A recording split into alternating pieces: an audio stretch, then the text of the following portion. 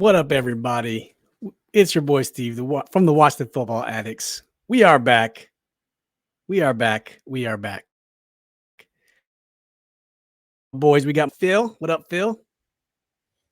Oh man, what does the song go? Feel so good, be back where I belong. That's right. That's right. Let's go and bring in Dev. Dev, what's crack a lacking, man? Yo, Yo, what it do? yo. Hey, we are back, everybody, ladies and gentlemen. We took a hiatus there for a little bit after the Super Bowl. We had to get our minds right, trying to get ready for this rebrand with the new team converting from the Washington football team to the Washington Commanders. So stay tuned. We got some great stuff coming up ourselves regarding a rebrand. So yeah, let's just go ahead and get started. So this is episode 113, and we're officially back. It was a good little off season for us, but we're back ready to start getting this content out to you guys, just like we used to.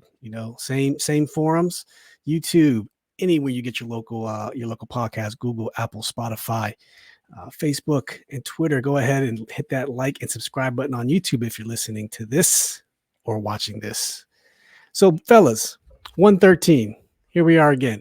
Let's talk about what's happened since we last met. We had a lot of moves and we had a lot of lack of moves. So I'm just going to rip off some moves and then we'll go ahead and talk about it. So I want to say our last content we put out was like the end of January. And then since then, David Mayo resigned. DeShazer Everett was reinstated, right? He had that big accident. Troy Apke resigned 1 year. Dev, I know you're excited about that one. Kyle Allen is now a free agent. Then we went and traded for Carson Wentz from the Indianapolis Colts for a 2022 second round pick and a 2023 third round pick. So we'll talk about that one here in just a second. A couple guys declared free agency: Joey Sly, Garrett Gilbert. It's kind of surprising. Tim Settle, which one kind of hurts. Bobby McCain, Cam Sims. We cut Eric Flowers on March 16th. We knew Sheriff was going to declare free agency. Fitzpatrick officially declared free agency. Wah, wah, wah. Then we cut DeShazer Everett shortly after we reinstated him. Cornelius Lucas declared free agency. Jared Norris re-signed Keith Ismail. Danny Johnson and Darryl Roberts free agency. Cut Matt Ioannidis, which one kind of hurt as well. John Bostic declared free agency. So did Adam Humphries. J.D. McKissick, March 16th, reneged with the Bills or re-signed back with the team for a 2-year contract. We cut Landon Collins, our Buffalo nickel. Ricky Seals-Jones declared free agency. We re-signed Bobby McCain to a 2-year deal. Re-signed Cam Sims to a 1-year deal. Signed offensive guard Andrew Norwell from the Jacksonville Jaguars. That was our biggest signing of the offseason. We re-signed Danny Johnson. We re-signed Cornelius Lucas. And then just yesterday, we re-signed Joey Sly, our kicker, to a 2-year deal. It was good to hear. So, fellas, with that being said, I want to hear what you feel about Carson Wentz. Phil, what's your opinion on Carson Wentz? He's our QB1 going into 2022. Let's go. Oh God, I gotta be honest now because I have spent the entire career of Carson Wentz just dumping on him like a redheaded toilet, because he was a Philly guy, and Rightfully so. yeah, I mean his presence in that city earned him that ire from me. I think Wentz is a capable NFL starter. I think he can do things that we haven't had a quarterback do for this team in quite some time. I mean, he's definitely an upgrade over Heineke. He's an upgrade over Allen. He's an upgrade over Alex Smith, Dwayne Haskins. May he rest in peace. We'll talk about that later. You could even argue where he is relative to Kirk Cousins. Some people have the argument that Cousins is a better quarterback. Some people would say that Carson Wentz is a better quarterback. He's streaky. That's kind of his downside. He can go, he can be real hot for several games and then go cold for several games. But I think that there's a potential for him to have some pretty good some play for us just because of the talent that's around him. We got McKissick back, Antonio Gibson in the backfield. You got McLaurin. You got De'Ami Brown. Hopefully, we'll have a more of a breakout season this year. Curtis Samuels. So it's not like he won't have talent to throw the ball to. And even at tight end, I mean, if Logan Thomas is healthy, he's got a great receiver there, and we know he loves the tight ends. When he gets uncomfortable, he needs that dump off valve, and that's what he's got for at tight end in Logan Thomas. So I think there's potential for him to do some really good things with this team. I would not be as high on this if we had given up more than what we did. I feel like we gave up a pretty fair package that actually, in my opinion, kind of leaned in our favor in terms of what we gave up for what we got. I think we came out on the better end of that. Time will tell for sure. But I think that Carson Wentz, for what we got, is going to be the best QB we've had under center on his team since at least 2017. And you could even make an argument since before that. Yeah, that's fair. Those are all good points. We didn't give up too much, but the only thing that gets me is the fact that there's reports that they were going to cut him anyways. But then I think you can counter that with the fact that people didn't want to come here. We didn't get the Aaron Rodgers. We didn't get the Russell Wilson. So you make a move because that player has no say in this. So therefore you get a guy and you get your guy because he has no choice. So I like the move personally. I don't mind, like you said, giving up the second this year and the third next year. They said they were going to cut him. We don't know. At that point, Carson could have chose to go anywhere. So, but coming here, he didn't have a choice because he was traded. So all the things you said, I completely agree with. He's going to be the best quarterback we've had in a while. He's more capable than people give him credit for. Like you said, he was just that guy in Philly who we bashed for a couple years. Looking at his statistics, people always say he's injured. I did the math. He's only missed like 11 games in his 5 years or 6. Yeah, 6 years. So it's not that much. Yeah, that Super Bowl year, he got hurt in week 13. So yeah, one of them came on. So he's not as injured as people might say he is. Yeah, I think Ryan Kerrigan broke his back. I think it was that year Ryan Kerrigan broke his back. I mean, I'm just saying now Ryan Kerrigan was an Eagle, kind of ironic. But yeah, Phil, what do you think about Carson Wentz, man? How do you feel about him being our QB1 going into 2022? How do I feel? No. Dev, how did Dev feel? Well, I don't mind it from a talent perspective. I think he is an upgrade at the position for us. My only problem was taking on the $28 million because I think it limits your ability to build depth and maybe get some key free agents we needed going into next season. That's my only dislike about it. Now, hindsight or revisionist history, I guess, tells me that it looks like now we probably could have got somebody cheaper, like a Baker cheaper or Matt Ryan cheaper. I've already been on record saying I would have rather had Matt Ryan, but that was standing. Wentz isn't a bad quarterback. He's in the average to good, average to above average part of the NFL tier quarterbacks. He's an upgrade over who we had, and if everyone stays healthy, I think our offense will be markedly better than it was last year. Right. Can I the thing is, he is better with Matt Ryan. I have one point about the contract thing. Go ahead, Phil. We're only on the hook to owe him money this year. $28 right. million. And the only problem with that is we're on the hook for on him this year is that we needed this year. You know what I'm saying? We could have got there were some free agents that we absolutely needed this year. You know what I'm saying? That's not saying that we won't need some in the future, but we needed it this year. Now back to a salary, a positive on that is $28 million isn't a lot for a good starting caliber quarterback. If it ends up he's good, you know what I'm saying? If he ends up he's just at least good, then you're winning. Even if you keep him next year. And I think that's the Washington Commanders thing they're going to do next year. I think their plan is to keep him. You know what's funny you said about the $28 million? Remember back when we had Kirk Cousins and we were going through the franchise tag and it was $19 million at the time, and we're like, oh my God, that's so much money. but the QB salaries just keep going up and up and up and up. And you're right, $28 million is not that much. I mean, look at Russ; he's getting 40s.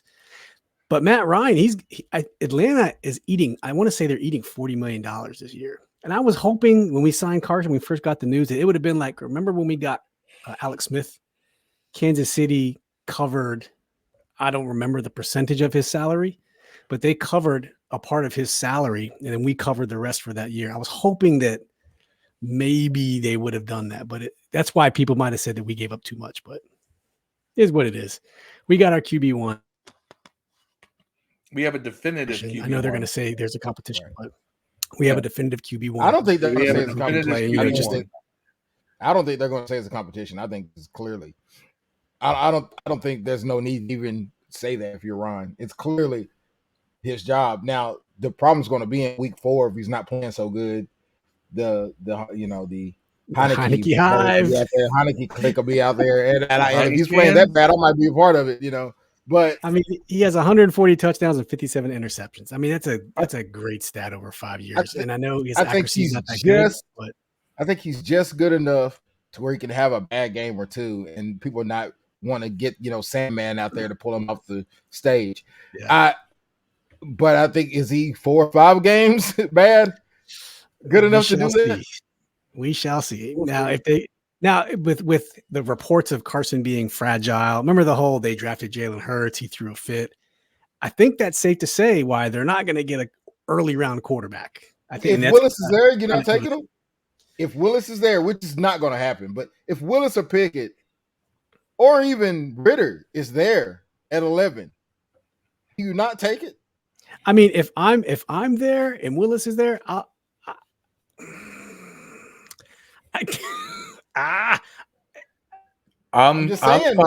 finding a team. Here's the thing. I'm finding a team that's desperate for a quarterback and saying, "Give me everything."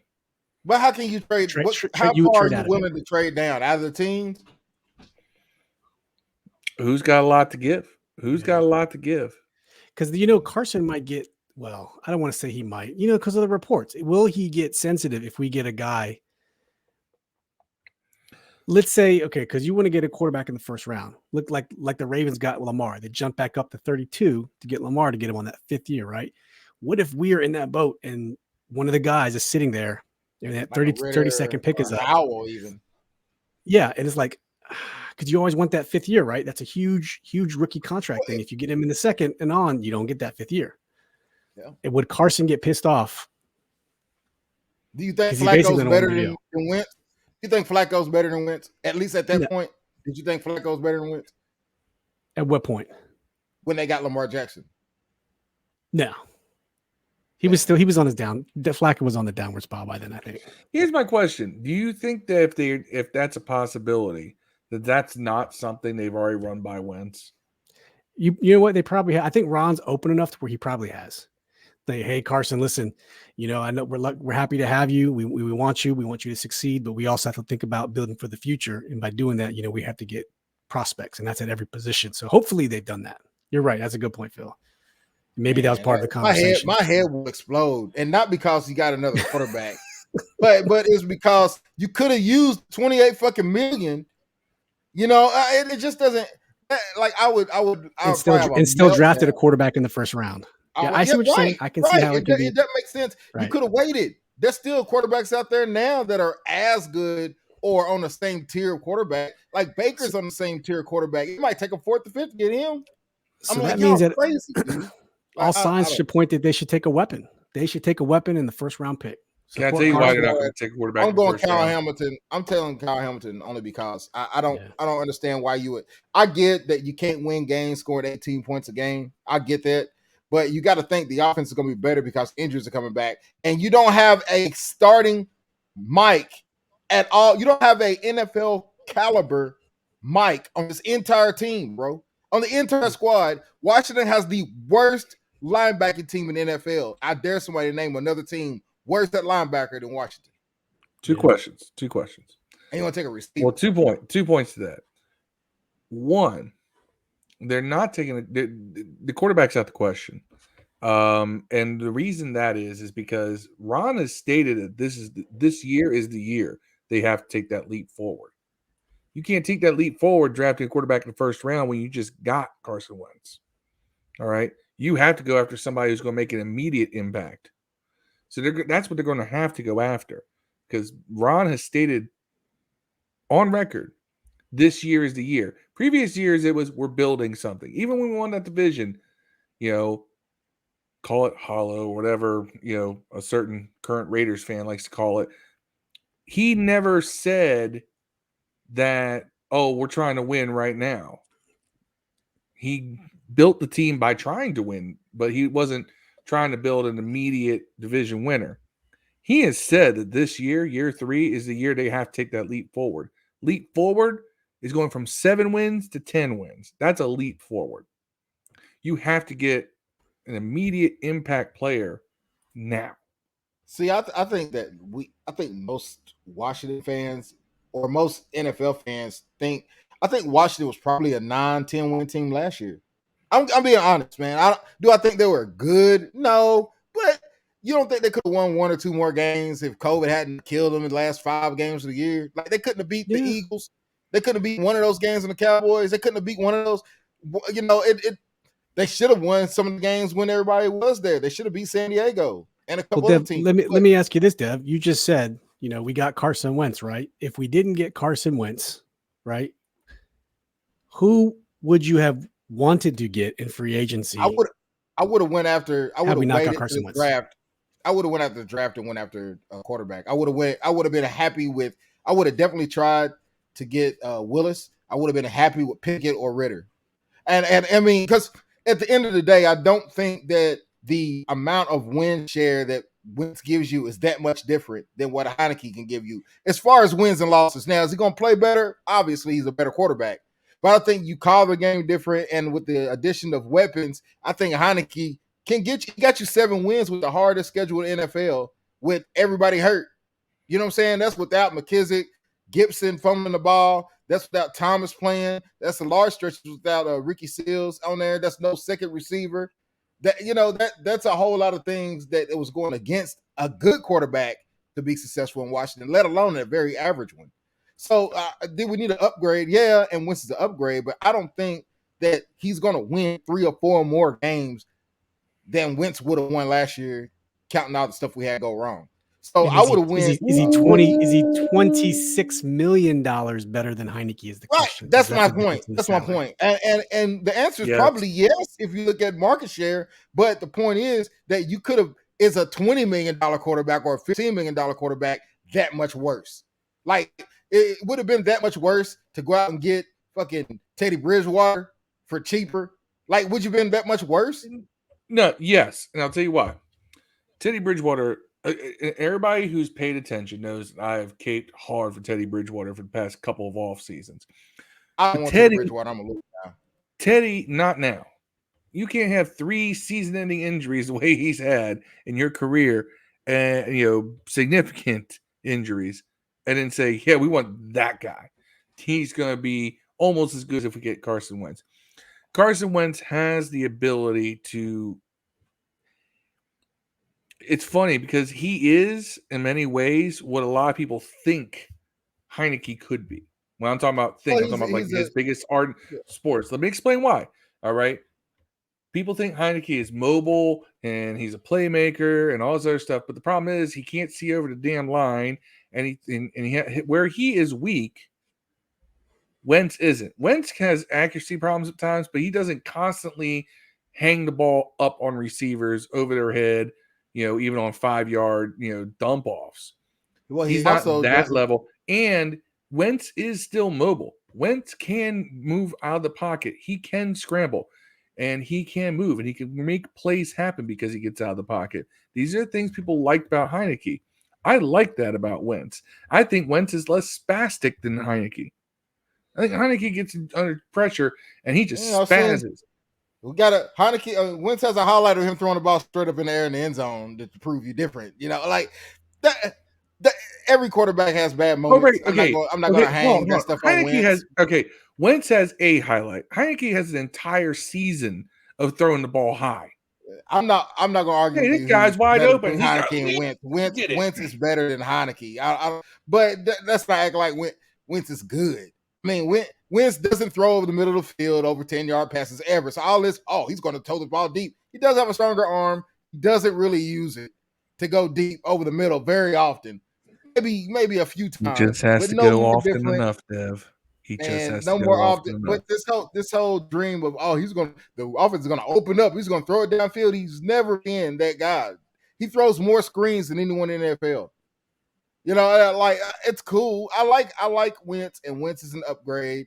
So I'm a wait. I wouldn't be surprised. Wentz is good enough to where you won't be surprised if he's an all-star. You wouldn't be surprised, but you also wouldn't be surprised if he gets benched by week 10 for Heineke. You wouldn't be surprised at that either. You know what I'm saying? Like, I like him, but I don't really love the guy. I would get surprised. I would be very I surprised. like You'd be Wentz. surprised But if he's at the same time, I don't love Wentz. I like Wentz. Would you be surprised if Wentz sucked, Yeah. though, really? A little bit. Yeah, I would. A little bit. I would. For the price we're paying and for what he's done. I wouldn't be no more surprised if he sucked or if he was awesome. Like, I expect him to be medium, dog. I expect him to be Wentz. I expect 25 touchdowns, 12, 13 interceptions. That's what I expect. That's better than what we've had in that's Kirk Cousins, though. Yeah, it is. I agree. Who did I compare him to earlier? Kirk Cousins. He's an average to good quarterback, man. He's not going to win you a bunch of games, but he's probably not going to lose you any either. By the way, Wentz has only had, out of his 6 seasons in the NFL, he's only gone over 10 interceptions twice. Once was his rookie year, and the other one was that last year when he played 16 was games. awful. He probably every time he played 16 games, he probably went double interceptions. No, yeah, I'm looking at right here. 16 games in 2019 with Philly, 27 touchdowns, 7 interceptions. 16 games his rookie year, he went 14 interceptions. That was his rookie year. Last season, he went 17 games, 27 touchdowns, 7 interceptions. Well, I'm going to tell you guys who I wanted. I really wanted them to sign Bobby Wagner. We could have really used some of that veteran presence as a linebacker. Think Wagner is an actual, somebody who could play that Mike. My problem with Hamilton, and I know everybody talks about Hamilton. Oh, linebacker, he can be a Mike. I don't know too many Mikes there, 220 pounds. No. Unless you're trying to play that tweener ball, and I hate that. I hate that shit so bad. That's no one, tweeners. That's my one hesitancy on Kyle Hamilton is that you can't put him at linebacker. He is too small. He's only about 8 less pounds than Holcomb, and Holcomb arm tackles all the time. Holcomb's 240, buddy. Yeah, he arm tackles. I'm pretty sure it's only like 10, 15, what? 20 pounds difference. Hamilton's 220. I think they're rolling with Holcomb this year. Holcomb is the guy. I hope not, man. That guy. Look, this is what Holcomb does good though. Holcomb will make 2 or 3 plays and make everybody like, look, I told you. Then you look at the game. There's like 8 plays he should have had. Like that.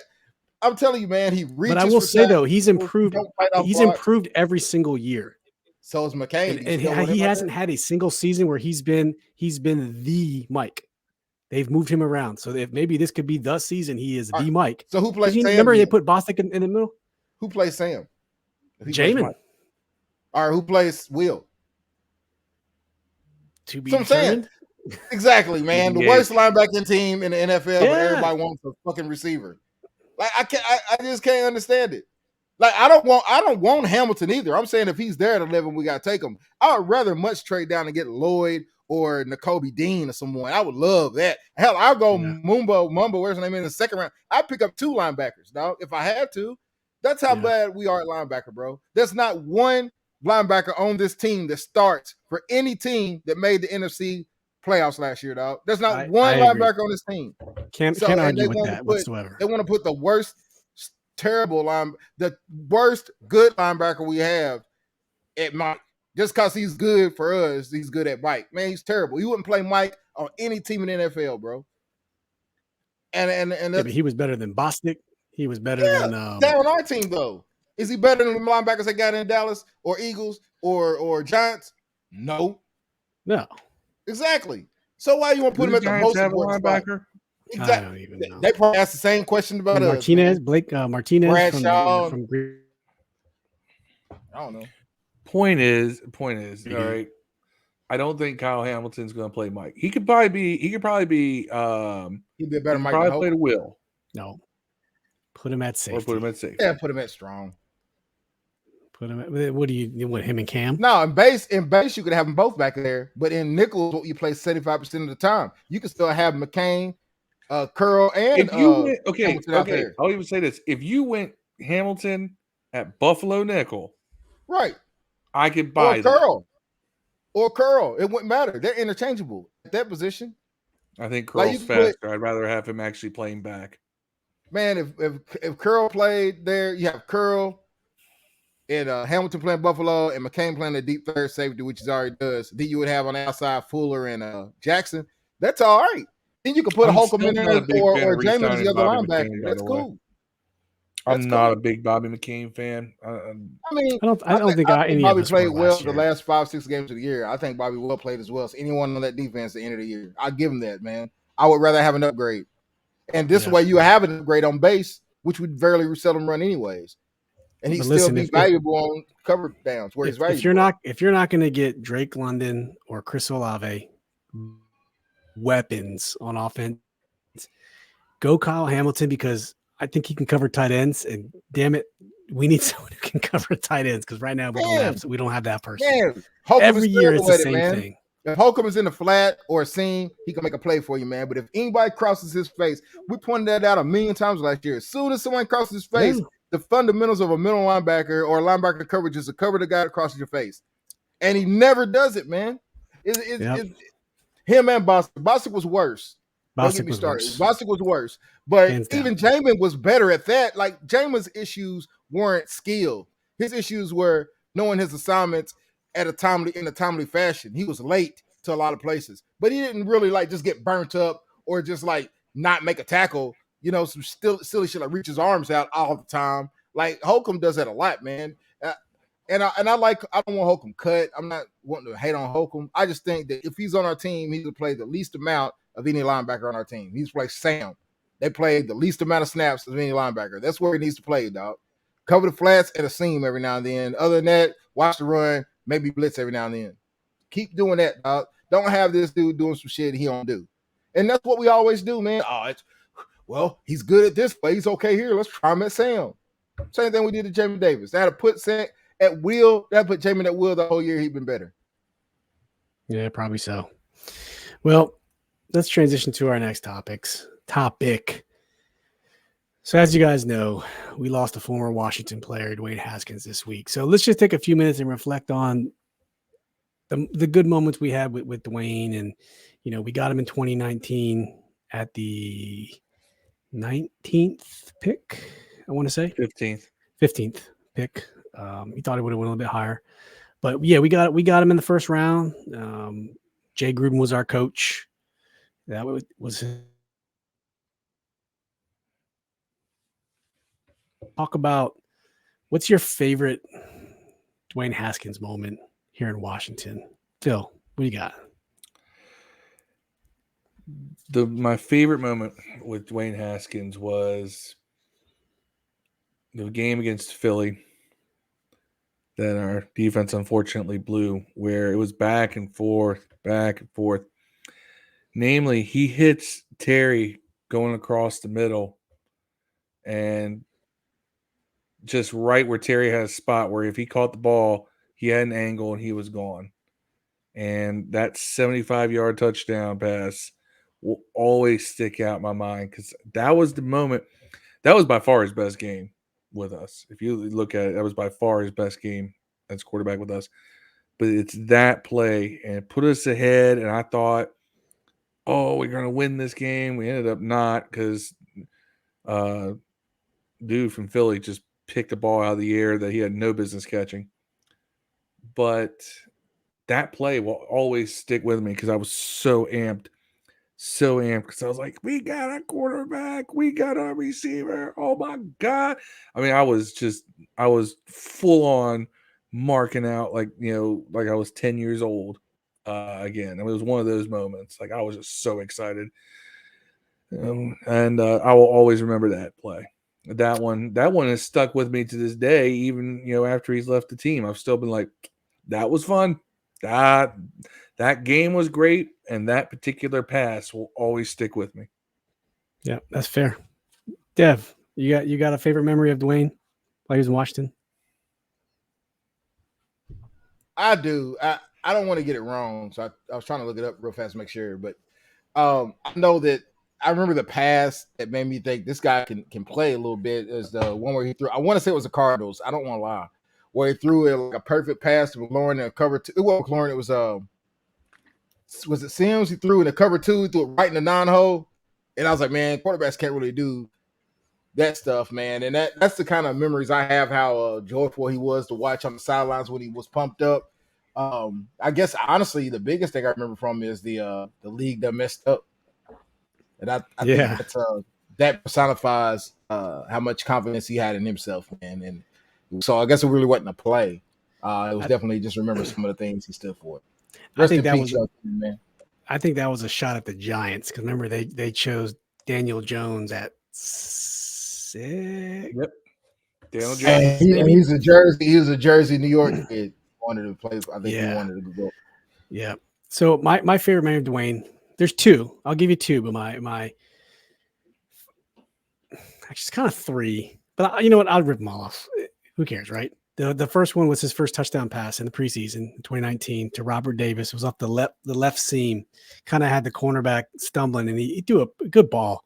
And that was his first preseason touchdown. He was so hype, and I was like, man, this is it. Because he didn't get that much playing time in 2019 preseason, if you remember. We saw a lot of Colt McCoy, a little bit of Case Keenum, and that was our trio, Colt, Case, and Dwayne. And then the second, it could be first two. There's no particular order. There's a play where he got the ball and he was backpedaling. And as he was backpedaling, I want to say he threw the ball like 50, 60 yards. And he threw a dime to Terry McLaurin. And he caught it. But of course, it came back because of a penalty. I think that was a preseason game pass. But that when I saw it, I'm like, oh my gosh, I've never seen someone going backwards and still throw the ball 50 plus yards like a rocket. And it got called back. You guys remember that play? I do remember that play. I don't remember who it was against, but I remember that pass. I remember having the same thought, like, Jesus, this kid's got a cannon. Yeah. And then that kid was he was a wild Bronco as far as his pure arm strength. Like he was just untamed colt is the best way you want to look at it. Like he was a young buck. And was, God, if he needed someone to really be able to sit down and guide him, someone that he would listen to. But the arm talent was undeniable. This guy, no question. I'll say this: I don't think we've had a QB with his level of arm talent, just pure strength. You could make a case for Jason Campbell. I'd go back to Mark Rippon. Mark Rippon was the master of the deep ball. Yeah. And Rippon may be the last quarterback who was clearly better when it came to just pure downfield arm strength than Dwayne Haskins. I will definitely say that.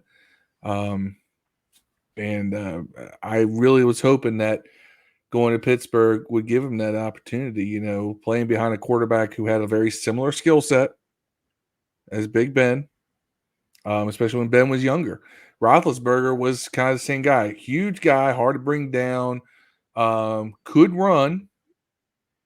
When Ben was younger, he was mobile, but he wasn't a running quarterback. He wasn't, somebody who was going to get you 80, 90 yards on the ground. But I thought that was a good fit as far as if you're going to give him somebody to watch, give him somebody who a big, strong arm son of a bitch to play behind and learn from. And it's just a shame that we didn't get to see if that carried over into this coming season and into his career going forward. And just the whole circumstances behind this just very unfortunate because I would have liked to see the kid do well. I harbor never harbored any ill will towards him. I feel like that, just being young, maybe a little immature, kind of shot himself in the foot here. But, I also thought that he was the type that maybe could live and learn. He was young enough that he hadn't burned all of his bridges to the league, and I thought he was going to maybe do something in Pittsburgh down the road. And it's very unfortunate that this happened to him. And he was down in Florida working out with his fellow players. Yep, for sure. You know, he was putting in work. He was getting reps in. He was trying to be a better quarterback. And I think that speaks volumes to who he truly had become as an individual. So I'm my prayers, my condolences out to his family, to his friends.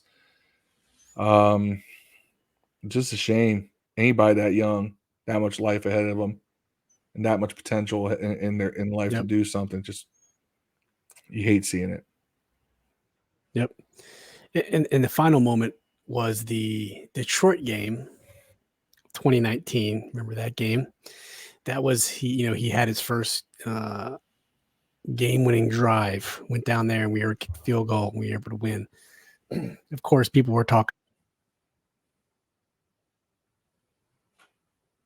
The kid was happy that he got into a win, but that's the game that Ron talked about all offseason when he was evaluating Dwayne. Was I watched that Detroit game, and I saw something there, and that's why that game has kind of always stuck with me, because that was his first game-winning drive. I thought he played fantastic. Didn't play great that game, but played great on that drive and went down and did exactly what he needed to do to win the game. So that was pretty cool. But yeah, so. We'll keep this one short and sweet. We're back. Talked about some off-season moves. Talked about our QB1, Carson Wentz. A little bit of free Dwayne. Rest in peace. God rest his soul. And then we'll continue churning out content for you guys. This is just the beginning. Ramping up to a good off-season. We have the draft coming up on April 28th, so stay tuned. I think we're going to live stream during that event. So please join us on YouTube and Twitter live stream. And then moving forward, after that, we got camp, mini camp, OTAs, training camp, and then we're back to football, which is absolutely crazy how fast this time flies. And the off season just used to be so slow, but I feel like it just. The NFL is a 24/7, 365 product now. It sure is. And my goal this year is to at least get one day of camp. I haven't gone in quite a while. So my goal is to try to get to camp at least one day. So, maybe Phil and I can go meet up, him being in Southern Virginia, me being in, just outside of DC and Maryland. I think that might be a good meetup for some content creation. So you want to tailgate, make some more of those wings? Yeah, I can definitely always down to do that. Let me tell you something, y'all. Chef Steve over here introduced me to the joys of spraying down your wings with duck fat. Shh, my secret. That's okay. Yeah, duck fat. That's where it's at. Where did you just find sprayable duck fat at? Amazon. Duck fat spray, man. It's a known barbecue trick. It gives it good flavor, but also helps kind of crisp it up with the high temperatures of the grill charcoal. Where no, it just gives it a good flavor. It just because it's kind of liquid, it's kind of oily. It just helps with the crisping. It just gives it a good flavor as opposed to spraying like cooking spray. I am a grill noob. In fact, when we like to grill up here, my girlfriend does all the cooking. I don't even touch it, man. That's fair. At least you admitted it. That's okay. Nothing wrong with that. So, fellas, before we close it out, any shout outs before we start winding down and getting back into this thing? I got shout out to all of our subscribers on YouTube who did not leave us during this hiatus at all. We've actually gained subscribers not putting out content. That's amazing. That means you truly rock with us. You rock with what we do, with what we present. And let me tell you this: lots of conversations have been had. We're about to change up this content game just a little bit for y'all, and how we do things. And we're gonna be expanding in many ways. A lot of things that you love about us, you're gonna get more of.